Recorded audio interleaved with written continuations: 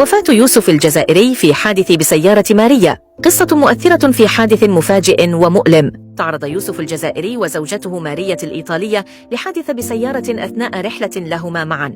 الحادث وقع بشكل غير متوقع عندما فقدت السيارة السيطرة، مما أدى إلى إصابة يوسف بجروح خطيرة.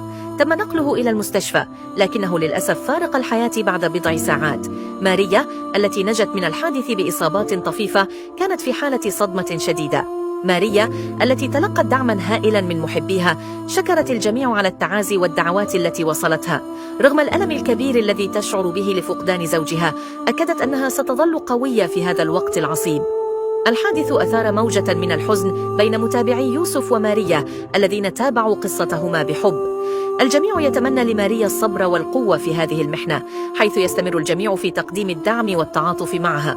القصة أصبحت حديث الجميع على منصات التواصل الاجتماعي، والمشاعر الإنسانية بين المتابعين كانت واضحة في ظل هذه الفاجعة التي ألهمت الكثيرين بالتفكير في قيمة الحياة والأحباء.